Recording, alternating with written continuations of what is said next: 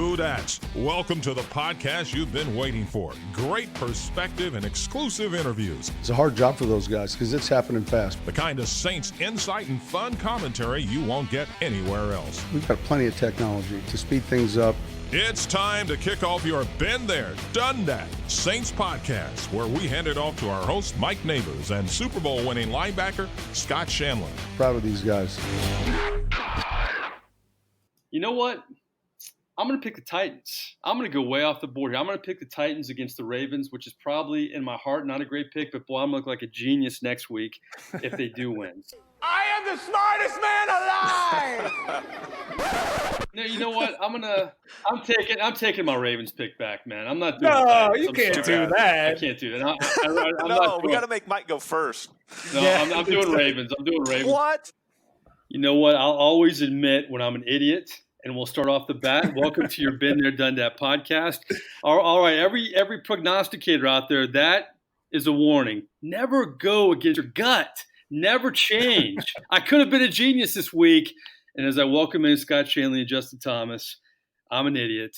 And as we look at the picks, right now, because of that backtrack, Justin has creeped into a tie with our picks for the season. We're both 15-5, and Shanley's even closer, 14-6. So we have 3 games left. We have the championship games and we have the Super Bowl. So plenty of intrigue as we move forward with our predictions. But in this podcast, we're going to have kind of a mishmash. We're going to talk New Orleans Saints and what's going on with this football team, because this is kind of an adjustment from the regular season, from the playoffs to the draft, and what moves are going to be made in the offseason. We're also going to talk about Luke Kuechly and his sudden retirement, the Pro Bowl, and of course the LSU Tigers and all that's going on with them. So, Shanle, I admitted off the bat. Am I a bigger man for that?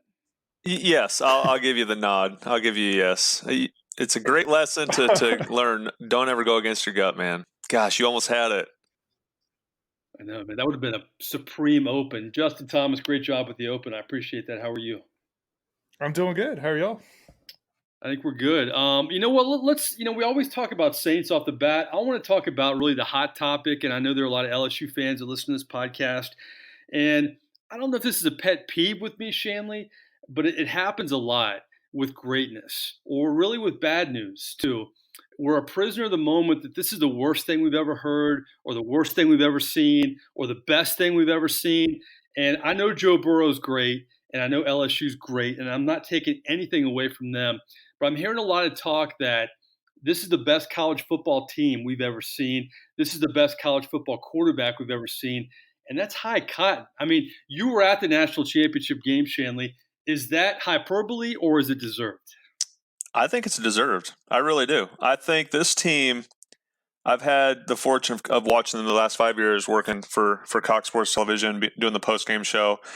And this team just caught lightning in a bottle. They've looked unbelievable all year long. I know they had some hiccups here and there, but a lot of it was due to their defensive injuries. But I don't recall an offensive player like Joe Burrow, or an offense more specifically, every single week, no matter who lined up in front of them, just continuing to do what they do. And when I compare them and I put them up against some of those other teams who have been mentioned as the greatest team of all time, I don't think they could even have slowed this offense down. This offense rolls out of bed and scores 40 points, especially the last part of the season. So I don't know.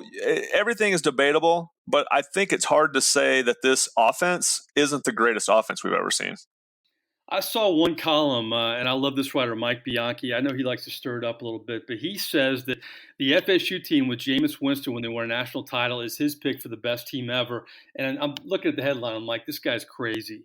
But then I'm reading the article, and here are some stats that I thought were pretty good making his case. They won by more of a margin of victory each week than LSU. And here's the big one, Shanle. How about this?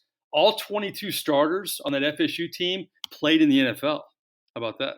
Yeah, that's pretty impressive. For some reason, I don't know why, that FSU team does not even roll off anybody's lips when they talk about the greatest team of all time. So I don't know.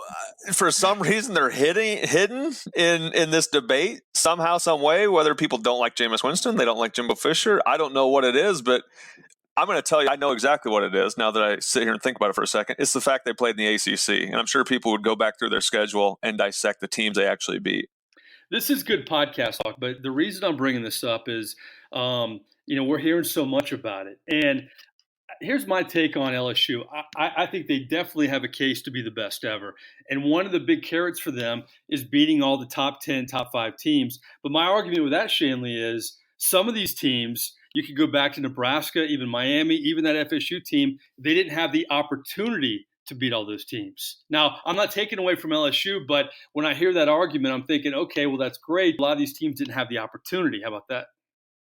No, that makes sense. And that's why it's always hard to, just as another example, Drew Brees not making the top 100 team for the quarterbacks. Jeez. And a lot of people just forget, the way I look at it and the way I try to do it is if I take this LSU team and play the 95 Nebraska schedule, I think they win every game. If I take this LSU team and put them against the 2001 Miami Hurricane schedule, I think they win every game. I'm not so sure the same thing can be said if you flip it and make those other teams play their schedule that they played this year. It's hard. It's always hard to compare eras because the style of play is so different. But I just think this LSU team, the game continues to get bigger, faster, stronger. They were as well coached of a college team as I've ever seen. I think they could have ran through the other team who are in the argument. I could think they could have went through their schedule with ease. Okay, so we've tackled the subject of the best team in college football history. How about the best quarterback in college football history? I've heard Joe Burrow compared to Joe Montana and Tom Brady. Now, nobody was ever saying Tom Brady and Joe Montana were the best quarterbacks in college football history, but are the expectations too high? And my second part of that, my take on that to some degree is Joe Burrow seems like a guy, and you've known him a long time. Kind of share with us how long you've known him, but he seems like the kind of guy that can handle all this stuff, that can handle the expectations, kind of shrug it off a little bit too. Yeah, first of all, the expectations, they really are way too high. Joe had a great year, arguably the greatest in college football history, but you're comparing him to two of the guys who have been mentioned as the greatest quarterbacks in NFL history, the professional football. So the expectations are too high, and I hope that those names don't keep getting thrown out there because if he goes to the Bengals, I think he can win. He's that type of person. But the bar will be set way too high for his NFL career, and no matter what he does, would probably be viewed as a failure. And so I hope those names don't continue to get thrown out there because the bar would get set too high. But yeah, I've known Joe since he was 5 years old. I played football in Nebraska with his older brother, Jamie, who was the middle linebacker. I was the outside linebacker. Still friends to this day. His dad coached me at Nebraska his senior year and stayed in touch with those guys. Last year, Ohio played here in Dallas in a bowl game, went and saw Jimmy and hung out with the family. So always been close to the Burrow family, know them well. And Joe is – this story I showed a lot of people to describe who Joe was even at 5. We played in Shreveport in a bowl game my senior year, and we had a video game area set up.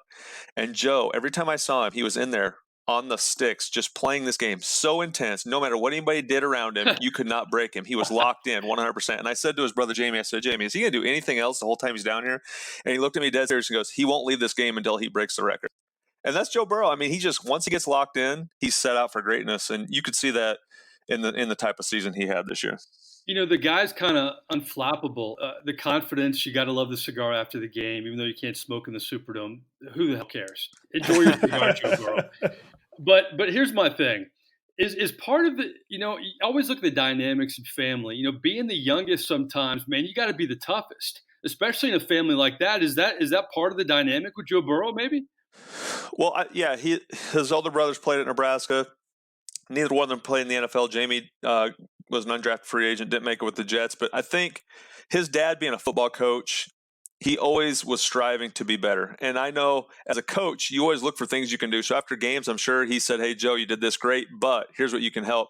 Here's what you can do better. And that's just Joe. He's always looking to play the perfect game. And even after LSU games this year, you would hear him say, hey, we still haven't played the perfect game. I missed a couple throws. I should have read it different when they ran this. So he's always looking for perfection. And that drive in him is what separates him from a lot of people. And that's the drive that's going to make him successful at the next level. Even if it does happen to be in Cincinnati, he's going to be in the film room 24/7 and studying to be great. Yeah, it's unbelievable, Ron. I mean, do you get a feel? I mean, you've talked to his family a little bit. I mean, everybody's surprised that he's come out of nowhere and done all this.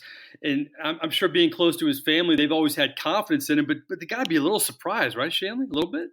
No, yeah, without a doubt. Because you look 2 years ago, that Joe never played really much Division I football. He was thinking about going to Cincinnati or Memphis as schools to transfer to because he just wanted an opportunity to put something on film. Goes to LSU, is in an offense where he's not familiar with, dropping back under center, and had a decent year, but nobody saw this coming. And it was just a match made in heaven. It was the equivalent to 2006 Drew Brees and Sean Payton coming together.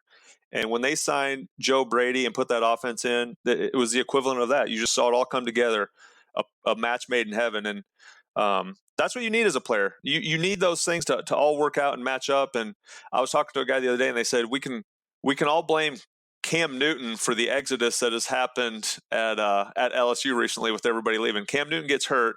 They fire Ron Rivera, so they hire Matt Rule. Matt Rule goes and gets Joe Brady.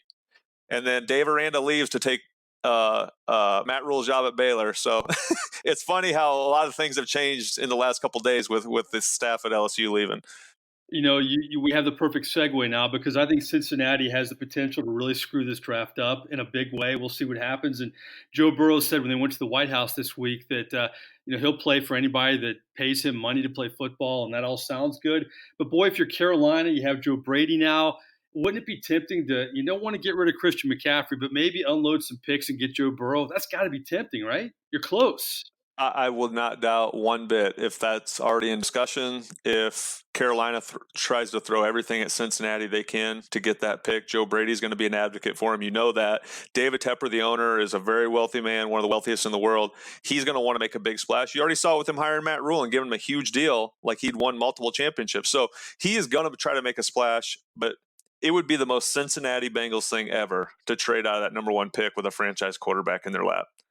Especially a kid from Ohio. I mean, that's it's like a softball. It's tailor-made for these guys. It's unbelievable. All right, well, let's transition out of LSU. I mean, what a great week for the LSU Tigers. And trust me, Tiger fans, I wasn't trying to take anything away from you. I just think it's a good argument about who the best is of all time. I love arguments like that. Let's talk about the Saints. They have 11 Pro Bowlers. And who cares, really? I mean, who cares they have 11 Pro Bowlers? To me, that shows what a mockery this game has become. And no offense to Alvin Kamara, but Christian McCaffrey pulls out. Alvin Kamara jumps in the Pro Bowl. And, the previous 2 years he was a Pro Bowler. But Shanle, Alvin Kamara did not have a Pro Bowl season. I'm sorry. No, without a doubt, he didn't have a Pro Bowl season. First of all, he was banged up a lot, and then even when he came back, he didn't play like the same guy we'd seen before that. But the Pro Bowl, if they want the Pro Bowl to be what the Pro Bowl was before, they're going to have to move it back to Hawaii. There's a lot of players that would stay in the Pro Bowl if it meant going on a trip to Hawaii, taking their family to Hawaii to play in this game. But it hasn't been the same since they moved it. No offense to Florida. Florida's a great destination, great spot to go. But a lot of these guys can go to Florida all the time and hang out together whenever they want. In fact, a lot of them probably have second homes in Florida where they spend time with their families. So I think the destination and the location of the Pro Bowl is a big reason why a lot of guys don't stick in it. Yeah, here's my deal. I grew up in Florida. I live in Florida. Orlando, to me, is the armpit of Florida. It's like if you live in New Orleans, you don't hang out at Bourbon Street. If you live in Orlando, you don't go to Disney World. You don't want to even be anywhere close to that. Traffic slows down. People don't know where they're going. And yeah, I agree with you. I can't imagine having to go to Orlando over Hawaii. But I just feel like they got to do something. But we've been saying that about the Pro Bowl for so many years. And I think what frustrates me about it is seeing players like that get in the Pro Bowl, and you have a guy like Marcus Colston who never made the Pro Bowl, Shanle, which is ridiculous. And I actually just did a story with him recently, and he said, for a couple of years it bothered him. But afterwards, he just kind of saw it for what it was. It's a popularity contest. And a lot of it's how you're portrayed. I mean, he wasn't a guy who celebrated a lot. He wasn't a guy who wanted the fanfare. And it's just a big game almost, isn't it, in a lot of ways? It's a popularity contest. And all you have to do is look no further than this example. Ryan Ramczyk and Demario Davis couldn't get in the Pro Bowl, but they were voted first team All-Pro, which is a much bigger honor. And the Pro Bowl, for some reason, I get it. Fans are going to vote for who's popular. And the media, people like us, make certain people popular. But my issue is with the players. When you sit down in that room and you sit and you talk about what players should go in the Pro Bowl, that's a big responsibility. And I've sat in those meetings, and guys they automatically put the guys in there who have been there before. And maybe they'll look through the stats real quick and say, oh, this guy had a great year. Should we talk about it for a second?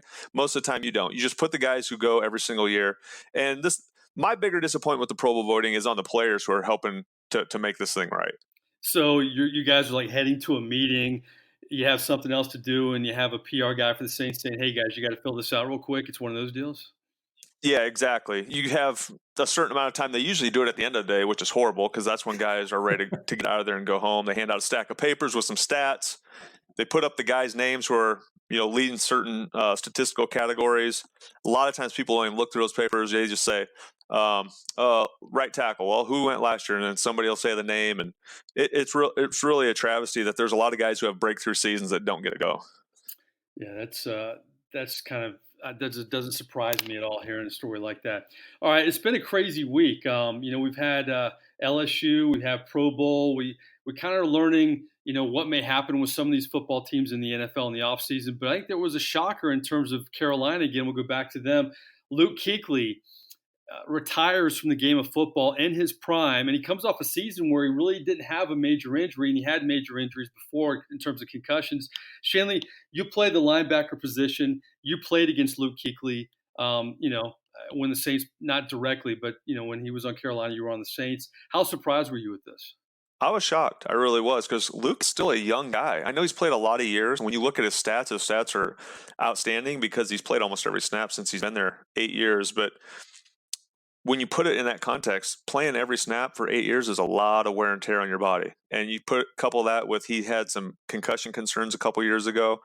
I get it. I really do. He's made good money. He was a first-round pick, signed a great first deal, signed an excellent second deal, was one of the highest-paid players. So financially, he has no reason to keep playing. Health-wise, he has no reason to keep playing. But just the fact that he was still one of the best, if not the best middle linebacker in the game, makes it shocking. Injuries are so unfair in so many ways because some guys don't have as many as others. They're freak injuries. There's no formula with injuries. I mean, you had injuries, but you were fortunate you played a long time without any major injuries. Do you look at a guy like Luke Kuechly and say, it's crazy how careers go because some guys just can't avoid them? Yeah, some guys just can't avoid them, whether it's the style of play that they play with or their body is just more predisposed to certain types of injuries. And I played 10 years in the NFL, was in school for 4 years plus a red shirt, high school, played running back, linebacker, stayed on the field all the time, and never had any surgeries, never had a broken bone, never tore anything, had just bumps and bruises and muscle pulls and things like that. So I was very fortunate. And there's certain guys that you see all the time that they just can't stay healthy. And some of that, I believe, is when you get one injury, you start to compensate for that injury by playing through it, and it leads to other injuries. And I think that's what you see with guys who are more predisposed to injuries is they're just constantly, their body is fighting to protect one injury while it makes way for them to get another one. You're seeing more and more guys like Kuechly leave the game. We saw Andrew Luck. We've seen Gronk. Guys leaving in their prime. Are we going to see more of this, Shanle? You work with a lot of young players coming into this league, and you talk to a lot of current and former players. Will this be a trend, you think, moving forward? Yeah, I've been asked that question a couple of times now since Luke retired, and then you have Gronk who retired. You have Andrew Luck who retired. Guys walking away from a lot of money. I think it's going to be – the answer is yes to both questions. You're going to see this happen more. I should say there's a yes no. You're going to see it happen more, but no, I don't think it's become a trend as far as the number of these guys goes, because there's not many guys that make the money that these guys have made. You have to be a first-round pick. You have to sign a tremendous second deal, be very financially secure, and then you have the option of doing this. So the percentage of people that make the NFL, first of all, are very low. The percentage of people that get the financial security these guys have had is even smaller. So I think you may see it happen a few more times, but a lot of it's going to be due to injuries and wear and tear on their bodies instead of just walking away from the game because they don't love the game. Yeah, it's an interesting dynamic. Paul Tagliabue has just been elected to the Pro Football Hall of Fame, and a lot of people said the reason it took so long is because he kind of, sidestepped the whole concussion, said it was a media creation, and that was back in the early 90s. But Shanle, you know what? He wasn't alone. A lot of people had that mindset. Yeah, I mean, it wasn't really talked about as players and as coaches. Nobody took head injuries serious. A head injury wasn't a reason to leave a game, even when I played. And so I give a lot of people credit for making the head injury the number one injury. You don't mess around with them. You have something wrong with your head, you leave the game. It's not, man, when I played, you came out, you tried to smell a bunch of smelling salts. If you could smell them, you were going back in. That was a concussion test. And that wasn't that long ago. But yeah. I think the reason Tagliabue gets a lot of grief is because he was the commissioner during an era where the NFL had this information. The NFL had studies. The NFL had documentation in the 90s that concussions were bad. and that multiple concussions was really bad. And they never released it because they were afraid of what it was going to do to the game. Just like we've seen now, there's a lot of moms who are scared to let their kids play football. They were worried about that happening in the 90s, so they sat on that evidence, and that's why he's come under fire. Yeah, there's an interesting dynamic when I look at Luke Kuechly because when you judge the Hall of Fame, and we talked about how injuries are unfair. I covered Tony Baselli in Jacksonville. There's no doubt in my mind he's a Hall of Famer. He just had injuries cut his career short. You can say the same thing about Gale Sayers. Tony Baselli, to me, will get in one day. Will Luke Kuechly be a Hall of Famer, Shanle? His numbers certainly say he should be. The fact that he only played a short amount of time and never won a championship, I don't know if Luke will get in the Hall of Fame. And I believe Luke's probably better than some of the guys who are in there. But the Hall of Fame, you have to have some longevity. You have to have trophies and a championship if you don't play for a long time. So he has the ability and should be, but I don't think he will get in the Hall of Fame. That's a shame because, and I think a part of it too is the way he left people. And then, not that you should be punished for that, you should be applauded for that. But I think, it wasn't like it was the concussion of a couple of years ago. It was just on his own deal. So I don't know if I wouldn't hold that against him, but maybe some in the media will. We shall see. All right. I told you it was kind of all over the place in this podcast, but we have to touch on this. Steve Gleason was honored in Washington with Congressional Gold Medal of Honor for his work with ALS. What an inspiration he is. Being a former teammate with Steve Gleason, I saw him when he attended the 10-year anniversary of the Super Bowl team, and always just lights up the room. Always an inspiration to everybody. What he has done, not only as a father, as a husband, but his attitude with what he has gone through. I mean, this was a great honor. I want to get your reflections on the honor and just your impressions of Steve Gleason and what he has meant in his post-football career with all the adversity he's had to face. It's been an amazing story. And I don't know if anybody watched on the news, C-SPAN was airing it, Fox News had it on, the whole ceremony. And Steve's speech was great, and then Drew's speech. And Drew talked about, we all remember where we were when we heard about 9/11, where we were when the Saints won the Super Bowl, where we were. And then he talked about where he was when he learned that Steve Gleason was diagnosed with ALS. And we were all up in Seattle getting ready to play the 2011 wildcard game. And that's when we all found out. And it's one of those things that you'll never forget at the time. A lot of guys had no idea what ALS even was, so we were educating each other about it. And for Steve Gleason to still be here and doing what he's doing and making the impact he's made on other people with ALS is really unbelievable. And it shouldn't be unbelievable if you know Steve Gleason, because just like he was when he was a player, everything was all out, 100 miles an hour. He was a kamikaze on kickoff coverage, one of the best special teams players in the league, gave it his all, and he's given it his all to fight ALS and find a cure for it. And ALS is lucky to have an advocate like Steve Gleason, because he will give it his all and make sure that he finds a cure for ALS. Yeah, full disclosure, my mom passed away from ALS 10 years ago, and it's a disease where there's no timetable. I mean, it can really strike people, and you can lose them in a couple of years, or it could be more than a few years. But I've never seen anybody fight it to the degree that Steve Gleason has fought it. And you mentioned his playing career. Do you remember a moment after you found out about his diagnosis, or a conversation? I know you and Scott Fujita obviously are very close to him. And do you remember after you found out the news, talking to him? Because he seems like a kind of guy that could, if there's anybody that can handle it, he's proven he could be that guy. But is there a story after that Seattle game where you had a chance to interact with him that really stands out at all? I didn't really speak to Steve about until that fall when he came around the team, and Steve hung around the team a lot that fall after everybody came back. And he really he educated us. I had no idea what it was or the severity of it. And he kind of educated us all on it at that moment. But I just remember Steve was always around the team quite a bit that fall. And, Coach Payton wanted to make sure that he had a place to come and be around family, football family. And that was probably the most that I had ever spoke to Steve, was that next fall. Even though I played with him for a couple of years, when he came back that fall, we really developed a bond. Shanle, we do this podcast and we always talk about how unusual it is that you played for 10 years in the NFL, but yet your coach is still the coach of the Saints. Your quarterback is still the quarterback of the Saints. And you look at what has happened to Steve Gleason in that Sean Payton, Drew Brees era. If you had, there's so many unbelievable moments in the era. But I think the Steve Gleason legacy is a big part of that Peyton Breeze era. It really kind of personifies that era in a lot of ways.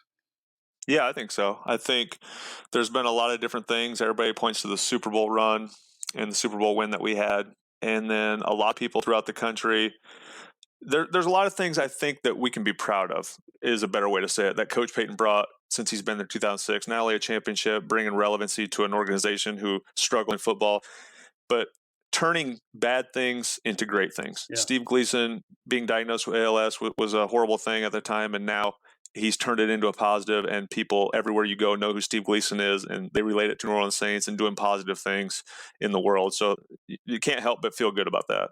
Well, that was very well put. I don't think you put it any better than that. I want to ask you about this. I heard your former teammate Roman Harper, our good buddy, talk about this, that, we've seen the Saints lose in unbelievable ways the last 3 years.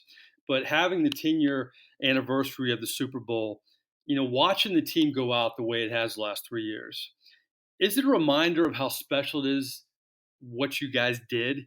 I mean, it has to, you have to think things have to break your way, but boy, you have to be really good, and you got to stay healthy. I mean, there's so many factors, but, we didn't really talk about that last week after the Vikings game, but that had to have been on your mind, because every year you're thinking, you want the Saints to win, but when they don't, it's a reminder of how special 09 was.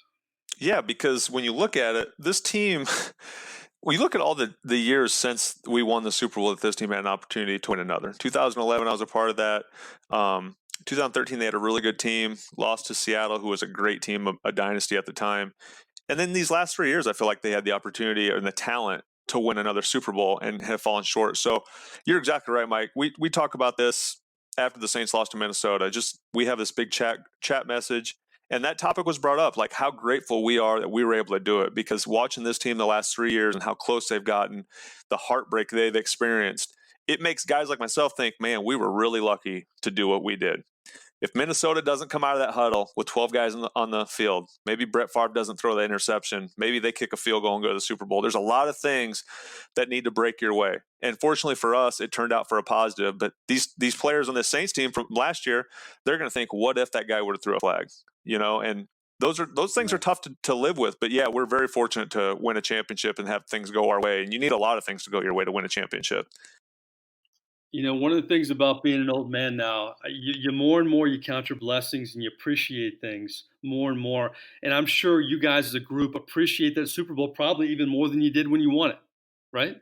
No question about it. Because the older you get, the more you appreciate the journey, the more you appreciate those things that led up to winning that Super Bowl. But just what we talked about, you appreciate it more because you now realize just how hard it is to get there. And more time goes along and you watch other teams that you're following experience heartbreak, you realize just how fortunate you were. No doubt about it. All right. Well, before we get out of here, man, I had the whole cavalcade for Scott Shanle there. He doesn't even know what I'm going to ask him in these podcasts, and he's money every time. But Justin, you know what time it is.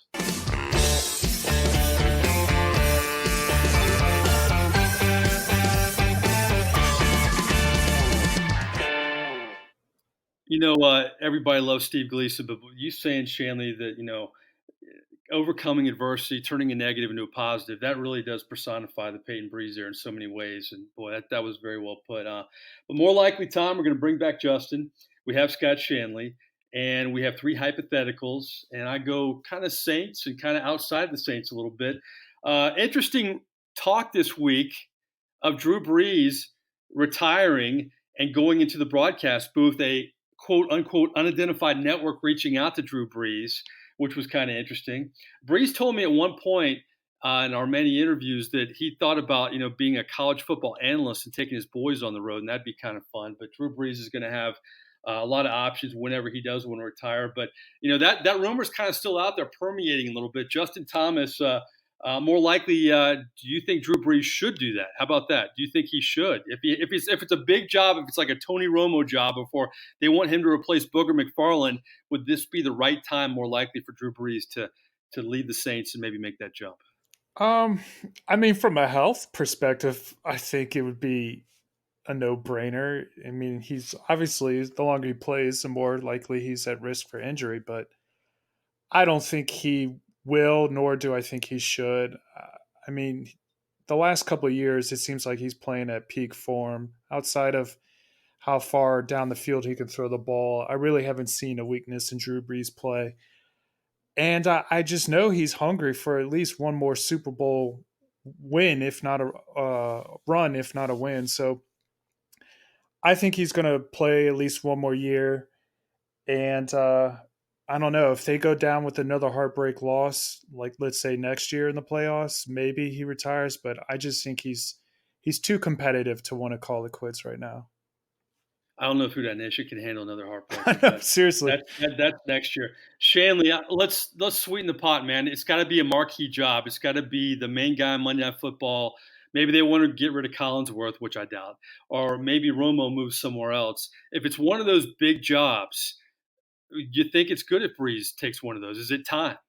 More likely. Well, yeah, you saying one of the main jobs, the pay will be really good for one of those jobs. If it's just a normal media job, I think Drew would keep playing because no matter when he's done, he's going to have a lot of different offers to be in media, coaching, politics even.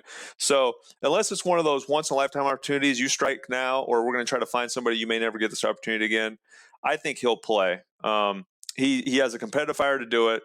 He's going to get paid a lot more money to play quarterback, and I just think he has unfinished business. And like Justin said, you can see a little decline in his play, especially when it comes to arm strength, but not mentally. He's on the top of his game, knows where to go with the football before the ball's still snapped. People just respect him in the locker room. So I think Drew's got at least another year, maybe two in him before he starts looking at another job.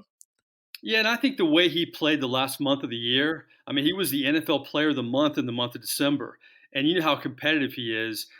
That's, they took the high road after the game, and Sean Payton and Drew Brees, they're going to do that when they lose. But this has to just gnaw at them in the offseason, knowing they were a better team than the Vikings. I can't imagine how frustrating that was to watch that Vikings-Niners game. So I agree. I think the way he played in December, it was a stark contrast than a year ago. So I think Drew Brees will be back, and we've maintained that in this podcast. Okay, we have the NFL Final Four. We'll get to our predictions after, more likely, but you have the Packers, you have the Niners, you have the Chiefs, and you have the Titans.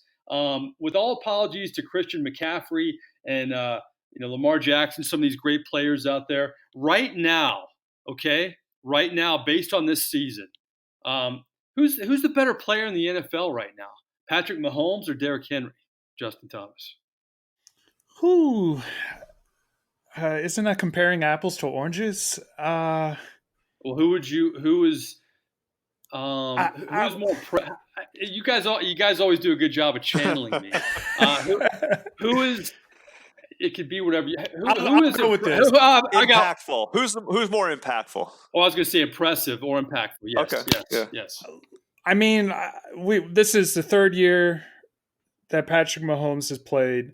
I think everyone knows what he can bring to the game. I have to say, Derrick Henry, the last couple of months has been playing lights out. I mean, he is essentially the Titans' offense. I think in this past playoff game, they've only threw the ball like 10, maybe 12 times. One of y'all may know for sure, but they didn't throw it much. It was pretty much just running it behind Henry. The guy's insane. He clearly is the team's offense. I think right now, I don't know.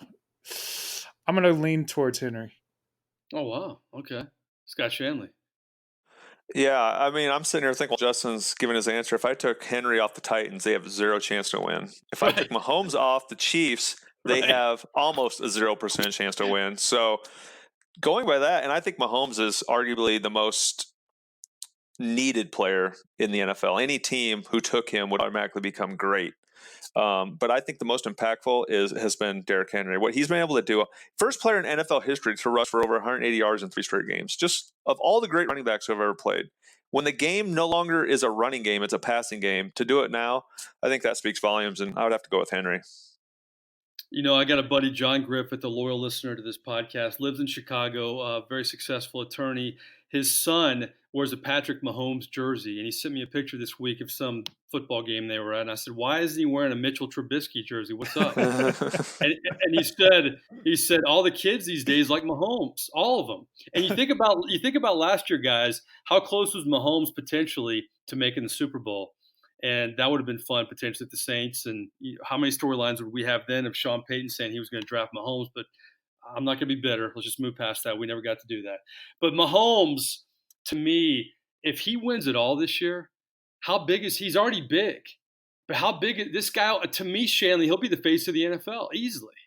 Oh, no question about it. He is the future of the NFL as long as he can stay healthy and continue to rattle off full seasons, especially in Andy Reid's offense. We talked about Joe Burrow and Brady, Joe Brady being matched up. We talked about Drew and Sean being matched up. This is another one of those matchups where Patrick Mahomes is extremely lucky that he got Andy Reid, because Andy Reid, every quarterback he's had, really, he's turned into a really good player in that offense. So I think as long as Andy Reid is there running that offense, I think Patrick Mahomes has a chance to break a lot of records if he can stay healthy and play a long time.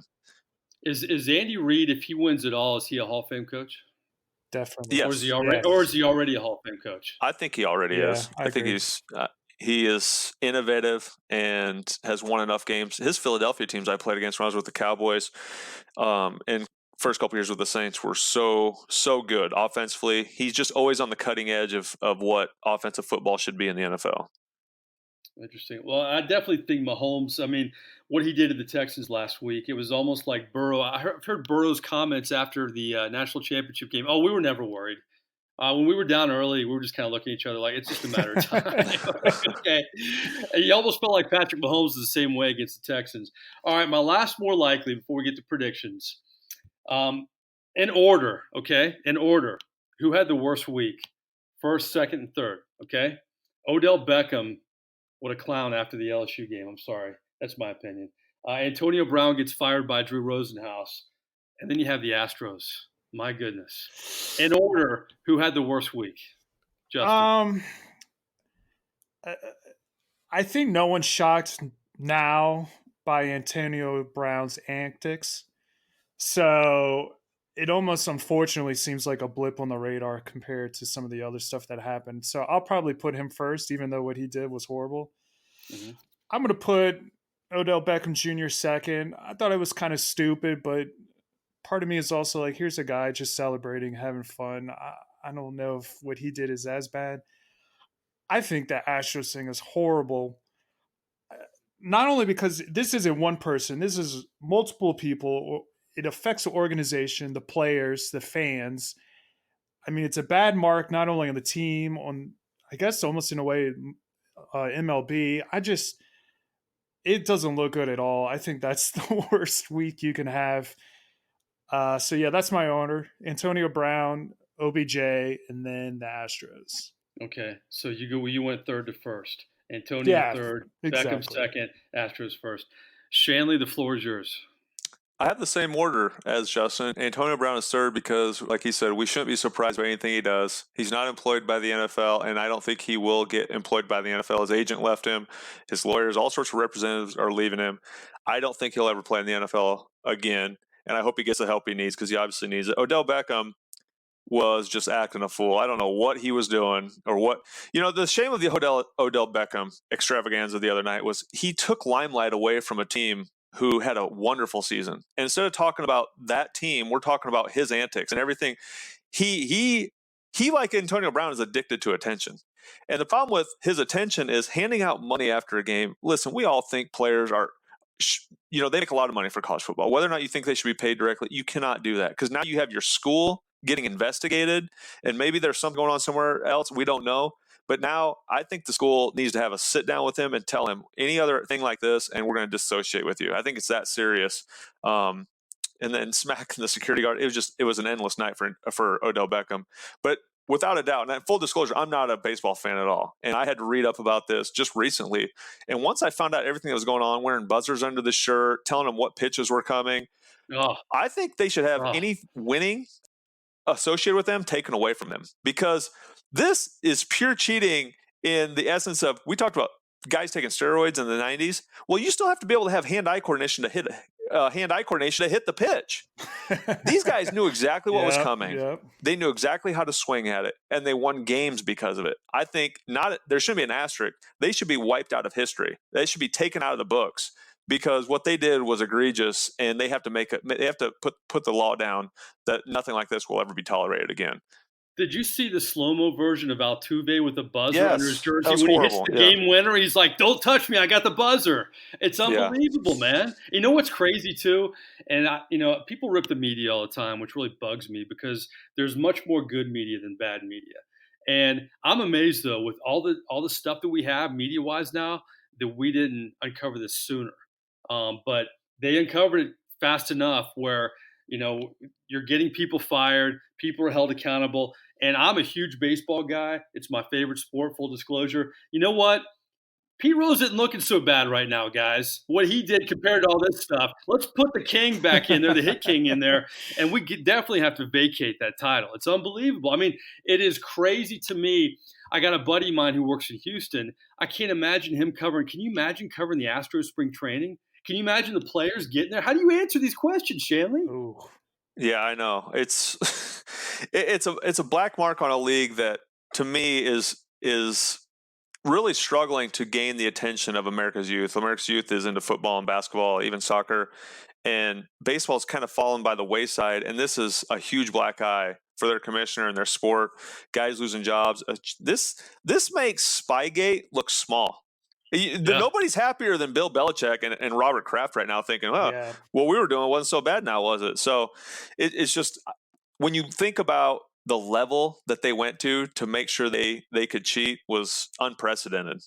Yeah, I mean, you had Gaylord Perry, the old pitcher with the spitball, and people have been stealing signs for decades. But when you have guys pounding a trash can in the dugout and you got guys wearing buzzers after hitting game-winning homers, I mean, it's really a travesty. But good for Major League Baseball for taking care of it. Good for these owners for firing people, and good for journalists like Ken Rosenthal, who's a great journalist, and tracking some of these things down. So I agree with you guys. Astros are the worst. My thing on Beckham, and here's the thing, Shanley. He's supposed to be a mentor to these guys. Like a lot of these young wide receivers going in the NFL, he's supposed to be the example, the mentor, but he's a clown. I'm sorry. That guy lives in his own bubble, and I just wonder if it's ever going to get any better with him. Well, the thing I ask myself, and people who need to start asking themselves is, what has Odell Beckham done in the NFL? Besides make a few great circus catches, one-handed, and it was one of the greatest catches you've ever seen against the Cowboys a few years ago. The guy's never won a playoff game. He doesn't make the people around him better. He doesn't elevate the play. He's not really a good role model for kids. He has a hard time staying healthy. What has he done besides become famous for making one-handed catches? That's a great point. And you know what? Compare his resume to Michael Thomas's. How about that? No question. No question about that. And compare his endorsements to Michael Thomas. That'll kind of depress all of us a little bit. All the GQ covers and all this stuff. He's the poster boy to me for, you have some splash moments and then you have everything else. All right, let's get into predictions. Recap earlier, I dropped the ball in the Titans. I should be the clear leader, but I'm not. I'm a loser because I backtracked. Justin and I are tied at 15-5. Shanley's a game back. Justin, you go first. NFC Championship game and AFC Championship game. We don't need scores. Just who's going to win. Well, since season's wrapping up very soon, I'm going to go. I don't want to call it desperation mode, but I'm going to go a little aggressive. Nice. To try and secure a win. So I'm going to go with probably what would be considered two upsets this week. I'm going to pick the Titans over the Chiefs. Ooh. And I'm going to go with the Packers over the 49ers. All right, say that one more time so we can play in the Open next week. Right? No, you're not going to hear it because I'm the one who produces that stuff. Well, no, but if you're right, no, I know. I'm being funny. If you're right, you'll be a genius next week. That's true. I'm going with the Titans over the Chiefs and the Packers over the 49ers. Wow. Shanley, the Titans did beat the Chiefs earlier in the season, but that was in Nashville, not Kansas City. So who do you have? I'm going to go with the Kansas City Chiefs at home. I think Tennessee has everybody's attention. And that doesn't mean they're going to be able to stop Derrick Henry. But I also believe, just like we saw the Titans beat the Ravens, and all year long everybody talked about how great the Ravens were, nobody said, hey, what happens if the Ravens get down 14-0? Well, you saw what happens. They can't win when they don't get to dictate the terms of the game. I think Kansas City's offense is too explosive. Ryan Tannehill, you're going to have to throw the ball more than 10 times a game like you've had the luxury of doing. And I don't think he can lead them to a victory. You can take Derrick Henry out of a game just by scoring points right away in the game. and I think Kansas City will be able to do that. Nobody is rooting for Kansas City to win more, besides Chiefs fans, than Super Bowl ticket brokers. Because I'll tell you what, if the Titans go to the Super Bowl, you may buy. If you want to go to the Super Bowl, this might be a good year because ticket prices may be half price. Tennessee Titans will absolutely crush the value of Super Bowl tickets. The other side of it, I tell you what, the Chiefs have been my pick in the AFC since day one. That's part of the reason I'm going with them. My other pick in the NFC. Love Aaron Rodgers. I know. You love Aaron my Rodgers. pick was the Saints versus the Chiefs. Obviously, our Saints are out. And then I said Green Bay because of Aaron Rodgers. I don't feel good about it because I think San Francisco's defensive line is unbelievable. And the last time Aaron went out there, he had a 9 quarterback rating. They got after him all day. But I think what Green Bay is going to do is they're going to run the ball, control the clock, try to stay more balanced. And I'm going to pick Aaron Rodgers versus Patrick Mahomes in the Super Bowl. You know what, though? And I don't know if you're thinking about this, too, but Aaron Rodgers, if any guy plays with a chip on his shoulder in the NFL, maybe besides Drew Brees, it's Aaron Rodgers. Grew up a Niners fan, was not drafted by the Niners number 1 overall. It was Alex Smith. I know that still burns him. He knows how his life could have been different in a lot of ways. But I'm picking the Niners because I'm going to jump ahead of both you guys, and I'm going to have the Chiefs. And I'm going to be all by my lonesome next week, boys, going into the Super Bowl. And I'm not backtracking this time. We really appreciate you Saints fans, you NFL fans, checking out our Twitter poll. What's the Twitter handle, Justin? At Dundad Podcast. Ever since the Saints lost this season, we've had a Twitter poll, and the first time around, almost 400 votes. Second time around, almost 600 votes. Last week, we asked you, what is the NFL future for Saints quarterback / running back / wide receiver / Taysom Hill? Swiss Army knife roll, full-time starting quarterback, strictly a backup, or does he change a position? In a landslide, the Swiss Army knife roll, 73.8% second full-time starting quarterback. Shanle, is that more wishful thinking by Saints fans, maybe? It could be. It could be the fact that we're used to seeing him in that Swiss Army knife role, and that's just what everybody assumes he is best at. And you know what? As a football fan, I think it makes it more intriguing than to see him just play quarterback when he can go out there and do all the different things. Because you can say, wow, look at Taysom cover the kick. Wow, look at Taysom on the lead block. Look at Taysom on the reception. And it makes it more fun as a fan. All right. Well, I'm going to give you full credit. If you listen to the podcast, you get a sneak peek of our poll this week. We mentioned LSU at the top. We had our prisoner of the moment discussion on are they the best ever. We're going to have LSU along with 3 other teams as the best ever college football team, right, Shanle? Absolutely. So the next poll we're going to work on is the top 3 teams that are in the discussion right now. Obviously, the 2019 LSU Tigers. We all know what we just saw them do: 15-0, beat 7 top 10 teams. SEC schedule. A lot of guys have left for the NFL, so they're definitely in that discussion and probably lead that discussion. In my opinion, I think they are the greatest. The other 2 teams who have been vying for it was 2001 Miami. I played against that team in the Rose Bowl. They smashed us. They had about 18 first-round draft picks. Were unbelievable, but they were 12-0, not 15-0. Didn't have to play a conference championship game or a playoff game to get to where they got to. And they almost lost to Virginia Tech. Should have lost to Virginia Tech at the end of the year. And then the other team is 95 Nebraska, who beat Florida 62-24 in the championship game. There you go. They scored 53 points a game, only allowed 14. Never had a game closer than 14 points. But again, they didn't go 15-0. Didn't have a conference championship or a playoff game. I think Tommy Frazier's still running over that Florida defense right now. Yeah, Tommy's still running, no doubt about it. They still haven't tackled him. But those are the 3 teams. And then maybe if we want to throw Justin, I'll leave this up to you. If we just want to put other as the other one, that's up for debate. But I think you have to keep it kind of in the last 25 years or so, because there's no doubt football has gotten better. There's probably guys out there who want to see some 70s teams or 60s teams, but I think any team in the last 20-some years could beat those teams. I like the 2013 FSU team, though, and it kind of goes back to some of these other teams' schedule. The end of the SEC's national champion streak, they had 22 players, all starters, making NFL rosters, we mentioned earlier. So I still say at the end of the day, LSU is the best team ever, and I'm not a prisoner of the moment. We just want to kind of bring up contrarian arguments. But please weigh in on our Twitter poll. We've had a lot of fun with that the first 2 weeks. We expect this to grow in the coming weeks and kind of be a good compliment to everything we're doing here on your Been There, Done That podcast. Check us out on all our platforms. We're on iTunes, we're on Podbean, we're on Stitcher, we're on Spotify, we're on Google. Please subscribe. Follow us on Twitter at Done Dat Podcast. And always let us know what you want, like a guest you'd like us to get, or any kind of subject matter you'd like us to talk about. So we'd appreciate all that. Well, we had a lot of fun this week, a little bit of everything. We're going to do that during the off season, along with bringing on guests and great perspective, and of course our weekly poll. For Scott Shanle, for our great producer Justin Thomas, I am merely Mike Nabors. Enjoy the championship weekend, and we will talk again next week.